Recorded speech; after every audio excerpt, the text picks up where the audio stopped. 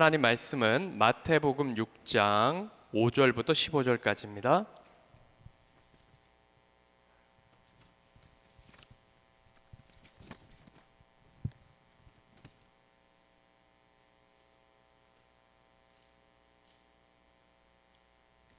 마태복음 6장 5절부터 15절까지고요. 제가 가지고 있는 성경으로는 신약 성경 8쪽에 있습니다. 우리 찾으셨으면 한 목소리로 같이 읽겠습니다. 또 너희는 기도할 때 외식하는 자와 같이 하지 말라.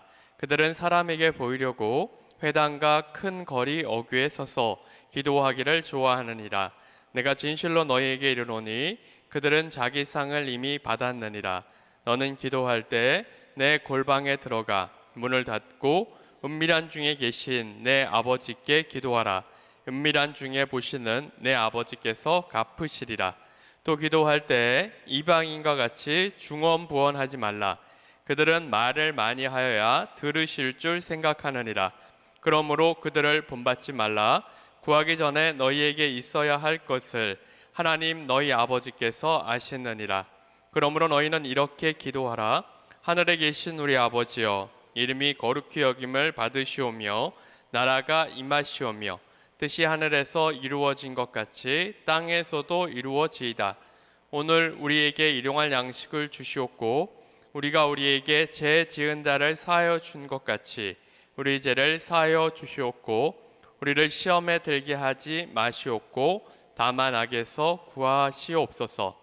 나라와 권세와 영광이 아버지께 영원히 있사옵나이다. 아멘.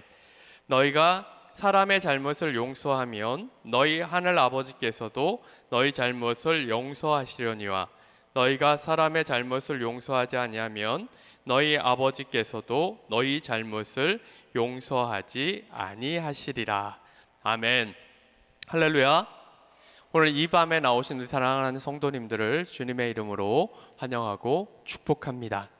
자, 2차 세계대전이 막 끝난 그런 시점이었습니다. 어느 날 한 가난해 보이는 여인 하나가 이 식료품을 팔고 있는 가게에 찾아왔어요. 그러면서 이야기를 합니다.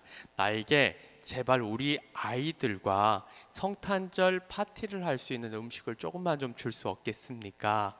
이렇게 요청을 하는 거예요. 그랬더니 이 가게 주인이 이야기를 합니다. 딱 돈을 보아하니 돈이 없어 보여요. 당신 돈은 있습니까? 그랬더니 이 여인이 이야기를 해요. 제 남편은 전쟁에 나가서 죽었고 저는 지금 가진 것이 없습니다.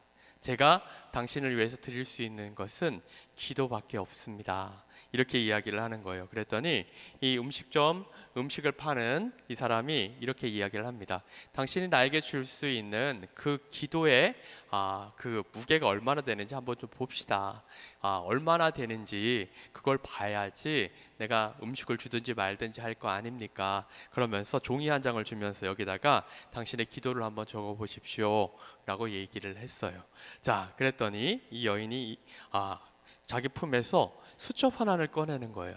어제 내 아이들이 아파서 이 아이들을 위해서 기도를 했고 여러 이제 기도문들을 적어 놓으라고 그러면서 그 기도를 적은 수첩을 주인에게 이렇게 주었어요. 그랬더니 이 주인이 이걸 보지도 않고 그래요? 당신의 이 기도가 얼마나 그 무게가 되는지 한번 달아봅시다. 그러면서 이제 그 저울 위에다가 이걸 올려놨어요. 옛날 저울 아시죠? 이쪽에다 이렇게 물건을 올려놓으면 반대쪽에다가 물건을 계속 놓으면 이게 균형을 맞추게 되는. 그리고 나서 거기다가 딱 올려놓은 거예요. 수첩이 무게가 나가봐야 얼마나 나가겠어요. 그러니까 이 사람은 뭐 줘봐야 얼마나 주겠나 이런 생각에 그걸 딱 올려놓고 그리고 이제 반대편에다가 하나씩 물건을 올려놓기 시작을 한 거예요. 처음에 빵 한 덩이를 올려놨습니다. 빵을 딱 올리는 순간 이제 균형을 맞겠지 이랬는데 안 움직이는 거예요. 왜 안 움직이지? 이 음식을 파는 사람이 솔찬히 당황을 했습니다. 뭐지? 그래서 고기 한 덩이를 다시 올렸어요. 움직였을까요? 안 움직였을까요? 또 안 움직이는 거예요. 또 다시 야채들을 올려놨어요. 움직였을까요? 안 움직였을까요? 또 안 움직이는 거예요. 이게 도대체 뭐지? 이 주인이 깜짝 놀라서 자, 당신이 가져가고 싶은 만큼 물건을 가져가십시오 했더니 이 여인이 물건을 정말 그 아이들과 만찬을 할 수 있는 것만큼 물건을 담아서 감사하다고 그러면서 가게를 나갔어요. 주인이 아무리 생각해도 이상한 거예요. 이게 왜 저울이 왜 안 움직이지? 그러고 나서 나중에 저울을 체크를 해봤더니 이게 고장이 났네. 고장이 나가지고 올라가야 되는데 안 올라가는 거예요. 이 주인이 곰곰이 생각을 해봤어요. 도대체 왜 이런 일이 일어났는가? 이 일이 우연인가? 이 여인이 왜 기도문을 적어서 왔는가? 왜 하필 저울이 고장이 났을 때 내 가게를 찾아왔을까? 나는 또 왜 그 기도문에 그 무게를 댄다며 그 저울 위에 올려놓고 그 음식에 무게를 또 충량을 했을까? 이런 생각을 하면서 참 기도라고 하는 게 이런 능력을 가지고 있는가 이런 생각을 했어요. 그러면서 그 도대체 뭐라고 써놨나 라고 봤더니 이렇게 적혀 있더래요. 오늘날 우리에게 일용할 양식을 주옵시고. 이 기도가 적혀 있더라는 거예요. 사랑하는 성도 여러분, 기도라고 하는 것은 그만큼 능력이 있습니다. 우리가 간절한 마음을 담아서 기도를 할 때 오늘을 살고 있는 우리들에게도 이런 일들이 일어날 수 있음을 온전히 기억하시는 우리 사랑하는 성도님들이 되시기를 간절히 바랍니다. 자, 알브레이트 듀러라고 하는 사람이 그림 하나를 그렸어요. 자, 그림 하나 띄워주세요. 자, 기도하는 손이라고 하는 그 그림을 그렸습니다. 저 그림 많이 보셨죠? 자, 그런데 이 사람이 이 그림을 그린 데는 이유가 있다고 합니다. 가난한 시골 출신인데 그림에는 재능이 있었어요. 그런데 자기가 가지고 있는 이 재능만 가지고 이거를 그림을 그려내서 유명세를 떨칠 수 없으니까 이 왕립 학교에 들어가야 되는데 그러려면 돈이 필요했습니다. 그런데 그에게 친구에게도 그런 똑같은 꿈이 있었고 재능이 있었어요. 그래서 둘이 서로 이야기를 했습니다. 우리 둘 다 일도 하면서 공부도 하긴 힘드니까 우리가 제비를 뽑아서 한 사람이 먼저 가서 일을 하고 나머지 사람은 그를 위해서 돈을 벌자. 그리고 한 사람이 일을 마치면 그 사람이 이번에는 일을 하고 나머지 사람이 가서 공부를 하자. 이러면서 제비를 뽑았는데 이 듀러가 먼저 공부를 하는 것에 뽑혔습니다. 이 듀러는 학교에 들어가서 열심히 공부를 했고 그리고 그림을 그리기 시작을 했어요. 조금씩 유명세를 내기 시작했고 자신의 그림이 팔리기 시작했습니다. 이제는 그 그림을 통해서 자기 친구가 그림을 공부하는 것을 도울 수 있는 그 상태가 되는 거예요. 너무도 기뻐서 자신의 고향으로 갔습니다. 그리고 그 친구의 집에 갔더니 이 친구가 마침 기도를 하고 있는 거예요. 그 기도가 문 밖으로 소리가 새어져 나왔습니다. 그 기도의 내용은 이러했습니다. 하나님, 저는 일을 하느라 저의 이 근육은 굳어졌고 손에 많은 상처를 입었습니다. 저는 더 이상 붓을 잡을 수가 없습니다. 저는 더 이상 그림을 그릴 수 없으니 제 재능을 이 듀러에게 허락해 주십시오. 그래서 이 듀러가 하나님의 영광을 나타내며 계속해서 많은 그림을 그릴 수 있도록 하나님 도와주십시오 하는 그 기도가 들려오는 거예요.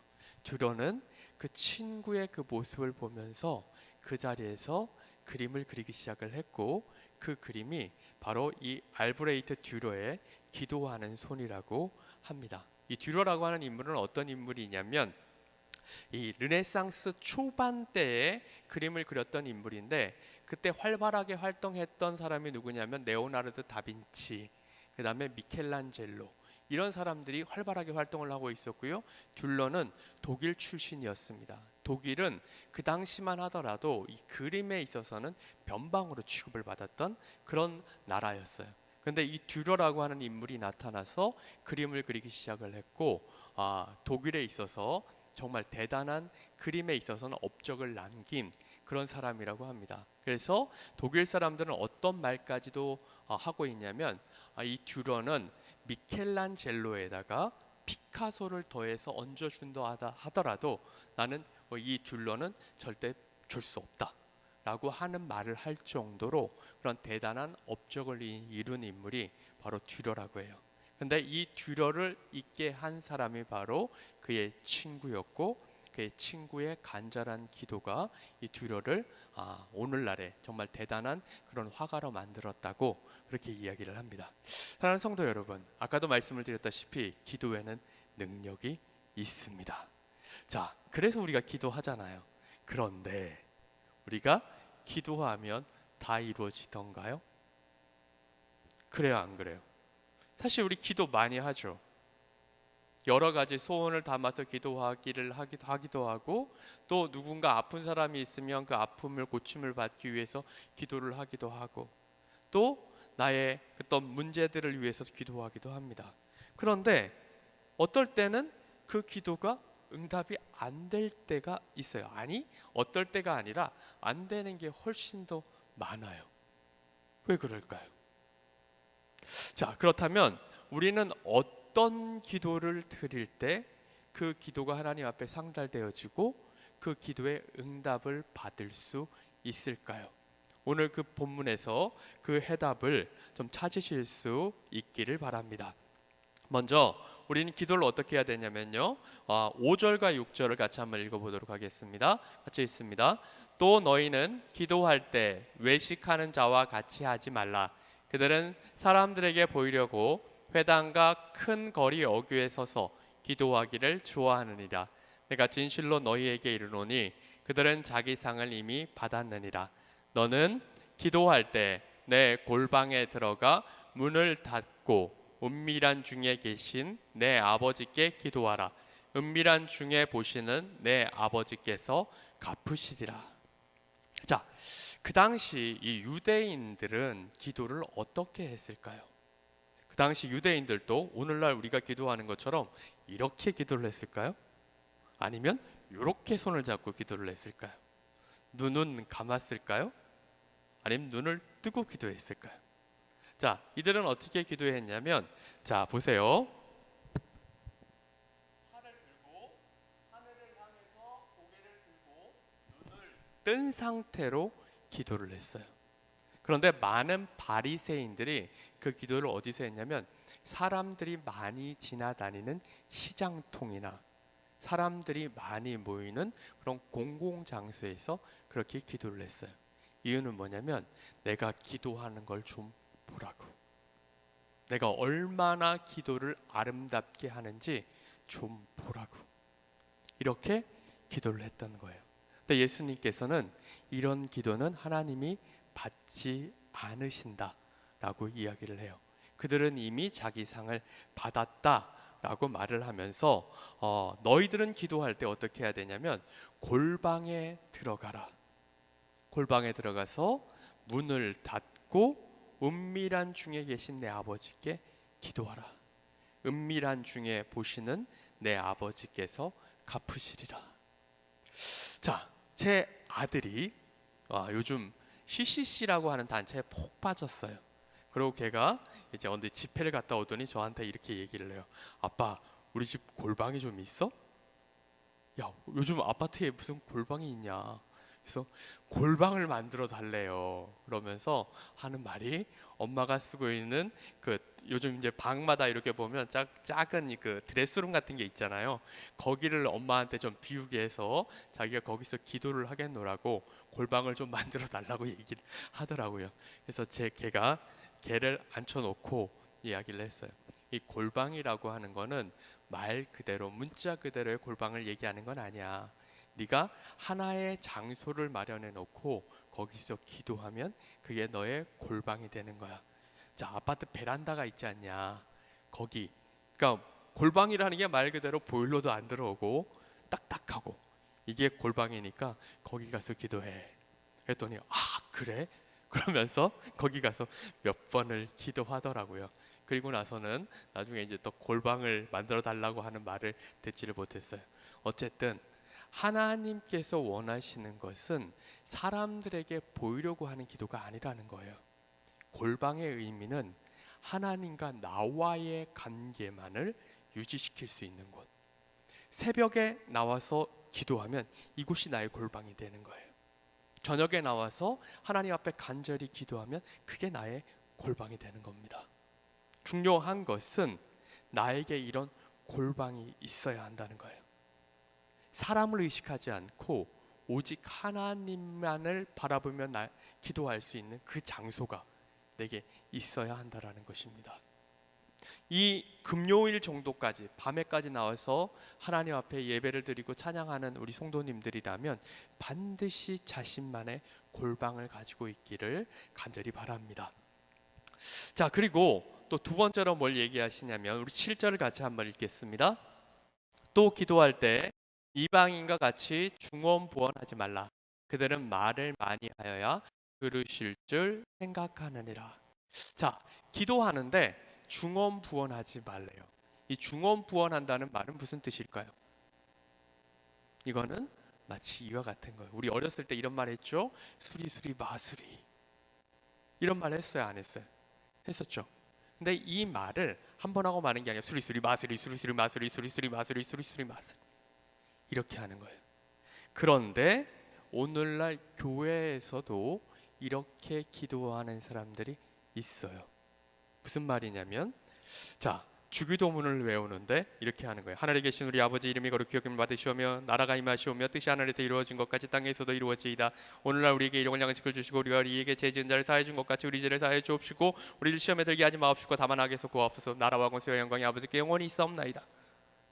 막 이러면서 이걸 계속해서 반복하는 사람들이 있다는 거예요.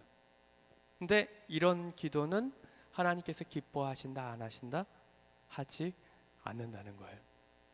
이 말의 뜻은 뭐냐면요, 기도를 얼마나 많이 하느냐가 중요한 게 아니라 얼마나 진실되게 하느냐가 더 중요하다라는 거예요. 그러니까 우리의 가슴에서부터 우러나오는 기도 한마디가 이렇게 길게 하는 기도보다도 오히려 더 효과가 있다는 것을 이야기하는 거예요. 그렇다고 해서 기도 시간에 나와서 딱 하나님 내 기도 들어주세요 이 한마디 하고 가라는 건 아니에요. 진실한 기도가 쌓이고 쌓이고 쌓이다 보면 그 기도가 하나님 앞에 더 상달되어지기 쉽다는 겁니다. 그러니까 정말 어떤 형식적인 기도가 아니라 정말 내 마음이 담긴 기도, 이 기도를 드릴 때 놀라우고 아름다운 일들이 일어날 수 있다는 것을 온전히 기억하시길 바랍니다. 우리 8절을 같이 한번 읽도록 하겠습니다. 8절입니다. 그러므로 그들을 본받지 말라. 구하기 전에 너희에게 있어야 할 것을 하나님 너희 아버지께서 아시느니라. 자, 뭐라고 이야기를 해요? 하나님께서 이미 아신대요. 하나님은 우리에게 무엇이 필요한지 이미 알고 계시는 거예요. 그러면 하나님이 모든 걸 다 알고 계시면 나는 구하지 않아도 되나요? 아니죠. 그럼에도 불구하고 우리는 구해야 돼요. 성경을 보게 되면 이런 일들이 기록이 되어 있어요. 이스라엘 백성들이 포로로 잡혀갑니다. 70년이 되면 돌아오리라. 그런데 그럼에도 불구하고 너희들이 나에게 기도하여야 한다. 기도라고 하는 것은 하나님과 우리와의 대화인 거예요. 이 관계가 계속되길 하나님께서는 원하시는 거예요. 우리는 기도를 통해서 나의 나됨과 하나님의 하나님 되심을 인정하고 하나님이 나에게 꼭 필요한 존재임을 우리가 고백하는 거예요. 그리고 하나님께서 나에게 어떤 계획을 가지고 있는지를 정말 내가 듣는 거예요. 이 기도가 그래서 필요하다는 겁니다. 그러면서 예수님께서 말씀을 하시죠. 9절 같이 있습니다. 그러므로 너희는 이렇게 기도하라. 하늘에 계신 우리 아버지여 이름이 거룩히 여김을 받으시오며. 자, 그러면서 너희들이 이렇게 기도를 해 라고 하면서 기도의 모범을 보여주십니다. 이게 뭐예요? 주기도문이죠. 주님이 가르쳐 주신 기도라고 해서 주기도문입니다. 그러니까 기도의 내용은 이 주기도문에 들어가 있는 내용을 가지고 기도를 하면 그 기도가 하나님에게는 가장 모범적인 기도가 되고 하나님의 기도의 응답을 받는 그런 기도가 되는 것입니다. 그렇다면 예수님께서 하신 그 기도의 그 내용을 한번 살펴보도록 할게요. 다시 9절 다시 띄워줘 보세요. 자, 거기 보면 뭐라고 되어 있어요? 하늘에 계신 우리 아버지, 이렇게 되어 있어요. 자, 하늘이라고 하면 어떤 게 생각이 나요? 하늘이 뭡니까? 우리가 눈에 보이는 하늘. 요즘은 파란 하늘 보기가 참 힘들어요. 원래 가을이 되면 높고 푸른 그 하늘이 보여야 되잖아요. 근데 이게 요즘 잘 안 보여요. 맨날 구름 껴 있고 그래갖고 참 그런데, 자, 하늘에 계신 우리 아버지 이러면 나하고 가까워 보여요? 아니면 아주 멀리 떨어져 있는 그런 분으로 보여요? 하늘, 나랑 가깝습니까? 뭡니까? 멀죠? 자, 그런데 유대인들에게는 하늘이 세 가지의 하늘이 있어요. 그리고 원문에도 보게 되면 어떻게 되어 있냐면 하늘들에 계신 우리 아버지라고 되어 있어요. 그러니까 세 가지의 하늘을 말하는 거예요. 첫 번째 하늘은 뭐냐면, 자, 우리의 눈에 보이는 하늘을 의미합니다. 두 번째 하늘은 뭐냐면 하나님 나라, 우주 넘어서 계신 하나님 나라의 그 하늘. 자, 첫 번째 하늘, 두 번째 하늘, 나하고는 상관이 있어요, 없어요? 없어요. 내가 손 내밀어도 닿지 않는 곳에 있는 그 하늘입니다. 그런데 세 번째 하늘은 뭐냐면요, 공기라고 하는 의미가 있어요. 우리 사랑하는 성도님들 중에 지금 공기를 접하지 않고 있는 성도님들 계세요? 없죠? 모두 다 공기 가운데 있잖아요. 이 말은 뭐냐면 하나님은 나와 상관없는 초월적인 하나님인 동시에 내가 손만 내밀면 내 옆에 계시는 분, 그분이 나의 하나님이십니다 라고 하는 의미가 담겨져 있는 거예요. 하나님은 그냥 우리를 내버려 두신 그런 분이 아니에요. 내가 손만 내밀면 내 소리를 들으려고 바로 내 앞에 계신 분이 하나님이라는 거예요. 우리가 이걸 고백하는 거예요. 먼저 하나님에 대한 고백을 하는 겁니다. 하나님은 나에게 어떤 존재십니다, 이런 고백을 하는데 그 하늘에 계신 아버지가 우리에게 뭐예요? 아버지라는 거예요. 아버지는 자녀들이 요청하는 걸 들어줍니까? 안 들어줍니까? 들어주죠. 요즘 저희 아이들 툭 하면 전화해요. 아들들은 뭐 살갑게 뭐 사랑한다 이런 얘기 때문에 전화하지 않아요. 아빠 밥을 먹어야 되는데 밥값이 없어. 용돈 다 줬는데 뭔 너무 그렇게 달라고 하는 것들이 많은지, 그러면서 하도 기가 차서 나중에 제가 이런 말을 합니다. 야, 도대체 내가 너 그거 왜 다 들어줘야 되냐? 라고 하면 아들이잖아. 할 말이 없어요. 제가 또 누차 설교할 일이 있거나 이러면 항상 아들과 아버지의 관계에 대한 얘기들을 많이 하잖아요. 참, 어떻게 머리가 그런 쪽으로 그렇게 잘 들어가는지. 어쨌든 아들이잖아 이러면 할 말이 없어요. 자, 천지 만물을 만드시고 주관하시는 분이 누구예요? 우리의 아버지가 되시는 거예요. 하나님, 당신은 나의 아버지십니다. 이 고백을 넣는 거예요. 그리고 또 뭐라고 기도를 하냐면 이름이 거룩히 여김을 받으시오며. 자, 이름을 거룩히 여김을 받으신다. 하나님의 이름을 거룩히 여기게 할 수 있는 사람이 누가 있을까요?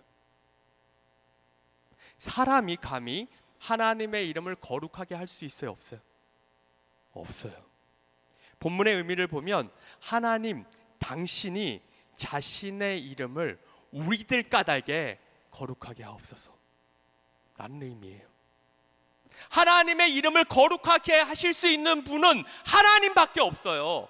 그런데 그 하나님이 누구 까닭에 자신의 이름을 거룩하게 하냐면 우리들 까닭에. 그런데 보세요, 우리의 모습이 개차반이야. 맨날 나가서 동네 사람들이랑 싸움하고 남의 사기치고 남의 물건 훔치고 이러면서 하나님 앞에 나와서 기도하면서 하나님, 우리 까닭에 하나님의 이름을 거룩하게 하옵소서라고 하면 하나님 뭐라고 하실까요? 차, 야, 기도 안 찬다. 너 하는 꼴을 좀 봐. 이 말은 뭐냐면요. 우리가 응답받는 기도를 하려면 우리의 삶을 통한 기도가 있어야 된다는 거예요. 나의 행동 하나하나, 나의 생각 하나하나, 나의 말 하나하나가 하나님 앞에는 기도가 되어야 되는 거예요. 이렇게 하면 하나님께서 우리들 까닭에 천사들 앞에 제 모습 봐.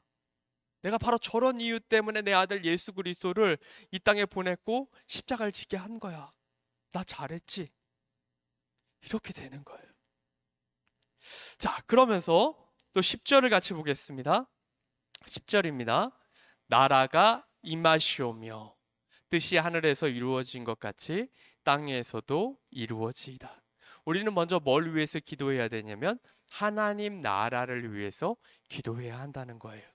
자, 하나님 나라라고 하는 게 뭘까요? 자, 지금 우리는 하나님 나라를 살고 있습니까? 하나님 나라를 살고 있지 않습니까? 하나님 나라는 이미와 아직으로 표현을 할 수 있어요. 이미라는 말은 뭐냐면 이미 하나님 나라가 임했다는 거예요. 근데 아직은 완전한 하나님 나라는 임하지 않았다는 거예요. 자, 나라에는 어떤 의미가 담겨져 있냐면 주권자의 힘이 미치는 영역이라고 하는 그런 의미가 담겨져 있어요. 우리가 살고 있는 이 땅에 하나님의 주권이 이미 임하고 있다면 이곳은 하나님 나라인 거예요. 사랑하는 성도 여러분, 우리가 하나님의 이름을 찬양하고 하나님의 말씀을 듣기 위해 이 자리에 모였어요. 이곳 가운데 하나님의 주권이 지금 임하고 있다면 이곳은 이미 하나님 나라인 거예요. 그런데 그 하나님 나라가 이 땅 가운데 이루어지게 하옵소서. 그 기도를 우리가 하는 거예요. 그러면서 뜻이 하늘에서 이루어진 것 같이 땅에서도 이루어지이다. 자, 이것도 보세요. 내가 하나님 뜻대로 살지도 않으면서 이런 기도를 드리면 하나님 뭐라고 하실까요? 야, 너나 좀 내 뜻대로 살아. 넌 내 뜻대로 살지도 않고 그러면서 너 그렇게 기도하는 게 그게 지금 말이 된다고 생각하냐? 라고 하실 수도 있는 거예요. 자, 그 다음에 드리는 기도가 뭐냐면 11절입니다. 같이 있습니다. 오늘 우리에게 일용할 양식을 주시옵고. 자, 보세요. 우리가 드리는 기도와 예수님이 가르쳐 주신 기도가 여기서 차이가 나죠. 우리는 보통 뭘 먼저 기도해요? 우리의 필요를 먼저 아뢰죠. 하나님, 나에게 이것도 좀 있어야 되고 저것도 있어야 되고 내 가족을 위해서 이것도 좀 해주셔야 됩니다 라고 기도를 하는데 예수님은 그게 아니에요. 먼저 하나님과의 관계에 대한 것들을 이야기하고 하나님 나라에 대한 것을 먼저 간구하고 그 후에야 오늘날 우리에게 일용할 양식을 주시옵고, 이 기도를 드리는 거예요. 자, 그런데 원문을 보면 이건 이렇게 되어 있습니다. 오늘날 우리가 살아가는데 필요한 빵들을 우리에게 허락하여 주옵소서. 자, 사랑하는 성도 여러분, 오늘 하루를 살아가는데 필요한 빵을 달라고 하는 사람은 부유한 사람이에요, 가난한 사람이에요? 예전에 편의점을 하는 그 집사님 한 분이 계셨어요. 근데 이분 집사님이 편의점이 어디 있었냐면 건대역 그 사거리에 거기 있었어요. 하루 매출이 어마어마했어요. 근데 이분이 농담 삼아서 이렇게 얘기를 하더라고요. 자기는 하루 벌어서 하루 먹고 산대요. 말은 맞죠. 자, 그런데 정말 하루 벌어서 하루 먹고 사느냐? 그런데 이분에게 한번 위기가 닥친 적이 있어요. 좀 나이가 많이 들어 보이는 고등학생들이 와가지고 술하고 담배를 사가지고 간 거예요. 근데 나중에 얘네가 걸렸어. 했더니 이게 영업 정지를 먹었어요. 그러니까 진짜 하루 벌어서 하루 먹고 사는 게 맞더라고요. 자, 사랑하는 성도 여러분, 오늘 우리에게 필요한 양식을 구하는 사람은 이건 뭐냐면요, 하나님이 없으면 난 단 하루도 살 수 없는 존재가 나입니다 는 고백이에요. 사랑하는 성도 여러분, 여기 있는 우리 성도님들 중에 하나님의 도움이 없이도 내일도 살고 모레도 살고 1년을 살고 10년을 살 수 있는 분들이 있나요? 여기서 이 빵들은요, 하루를 사는데 필요한 햇빛, 모든 공기, 이 모든 것을 다 의미하는 거예요. 자, 갑자기 내일 행성 하나가 날아와가 지구랑 충전을 냈어요. 그리고 이 지구에 먼지가 꽉 차게 되고 햇빛이 더 이상 비치지 않아요. 계속 우리가 살 수 있습니까? 없습니까? 없어요. 사실은 우리가 오늘 이 자리에 나와서 예배를 드릴 수 있는 것, 이것도 하나님의 은혜인 거예요. 요즘 또 코로나가 돈다고 하죠. 이게 갑자기 또 코로나가 돌아서 막 이대로 세상이 끝나버릴 수도 있는 거예요. 그러니까 우리는 하나님의 도우심을 구해야만 하는 존재들이 우리들인 거예요. 이 기도를 드릴 수 있는 우리 사랑하는 성도님들 되시길 간절히 바랍니다. 자, 12절을 같이 읽겠습니다. 우리가 우리에게 죄 지은 자를 사하여 준 것 같이 우리 죄를 사하여 주시옵고. 자, 요 말을 한번 뒤집어 보겠습니다. 어떻게 돼요? 하나님, 우리가 우리에게 죄 지은 자를 사하여 주지 말거들랑 하나님 우리 죄도 사하지 마십시오가 되는 거예요. 이거 무서운 기도입니다. 자, 이 주기도문 끝에 보면 뭐라고 되어 있어요? 14절 15절에 보면 이렇게 되어 있습니다. 너희가 사람의 잘못을 용서하면 너희 하늘 아버지께서도 너희 잘못을 용서하시려니와 너희가 사람의 잘못을 용서하지 아니하면 너희 아버지께서도 너희 잘못을 용서하지 아니하시리라. 우리는 나에게 잘못한 사람을 용서할 수 있어야 돼요. 이유는 뭐냐면 하나님께서 우리의 죄를 용서해 주셨기 때문에. 십자가에 못 박혀 죽을 수밖에 없는 존재들이 우리였는데 바로 우리 까닭에 예수님께서 십자가에 못 박혀 죽으셨기에 그 사랑이 너무 크고 감사해서 우리에게 지은 그 작은 죄를 지은 그것, 때로는 우리에게 너무도 크게 다가오지만 우리를 위해 십자가에 죽어주신 그 사랑에 비교한다면 아무것도 아니기 때문에 우리는 우리에게 죄 지은 자를 용서할 수 있어야 함을 온전히 기억하시길 바랍니다. 우리가 우리에게 죄 지은 자를 용서하지 못하면 하나님께서 우리의 죄를 용서하지 않는다는 거예요. 그러니까 주기도문 하실 때 그 주기도문의 내용이 무엇인지를 분명히 알고 기도하셔야 돼요. 혹시라도 지금도 누군가 미워하는 사람이 있으십니까? 아침에 부부싸움을 크게 하셨어요? 그래도 어떻게 해야 된다? 용서해야 한다. 성경에서는 조건을 달지 않아요. 용서해라. 하나님과의 관계, 이것만큼 중요한 게 사람과의 관계예요. 많은 사람들이 이게 되지 않아서 기도의 응답을 받지 못하는 거예요. 자, 계속해서 말씀 보도록 하겠습니다. 우리 13절을 같이 한번 읽습니다. 우리를 시험에 들게 하지 마시옵고 다만 악에서 구하시옵소서. 자, 우리를 시험에 들게 하지 말라. 여기서 이 시험은 뭘까요? 시험에는 두 가지가 있습니다. 템테이션이 있고요. 이거는 유혹해서 넘어뜨리려는 거예요. 하나는 테스트가 있어요. 우리 학생들이 공부를 열심히 하면 중간고사도 보고 기말고사도 봐요. 이건 테스트예요. 이 테스트를 하지 말라는 게 아니에요. 내가 유혹에 넘어져서 실족하게 되지 않도록 그 시험을 나에게서 피하여 주십시오 라고 하는 거예요. 그러면서 다만 악에서 구하시옵소서. 이 말은 뭐냐면 다른 것 다 안 해줘도 괜찮으니 이것만큼은 해주셔야 합니다. 나는 약하고 연약한 존재이오니 나를 악에서부터 구하여 주십시오. 이 기도를 우리는 드려야 하는 거예요.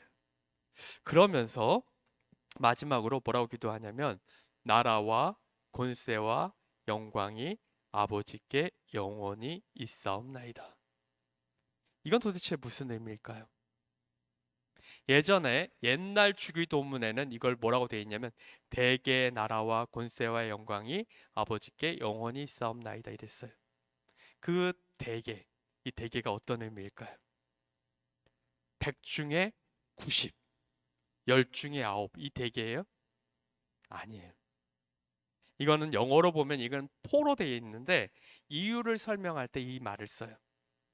내가 당신께 기도한 이유가 뭐냐면 당신에게 나라와 권세와 영광이 아버지께 영원히 있기 때문에 내가 기도합니다. 하나님께서는 천지 만물을 만드셨고 주관하고 계시고 내가 기도하면 내 기도에 응답해 주실 수 있는 분이기 때문에, 그 유일하신 분이기 때문에 내가 기도를 드립니다 라는 거예요. 마지막에 아멘은 뭡니까? 내가 했던 기도가 그대로 이루어지기를 원합니다. 이게 아멘이죠. 바라기는 오늘 이 밤에 나온 우리 사랑하는 성도님들이 정말 하나님께서 기뻐하시는 그런 기도를 드리고 그로 인하여서 모두가 기도의 응답을 받게 되는 우리 사랑하는 성도님들이 되길 간절히 바랍니다.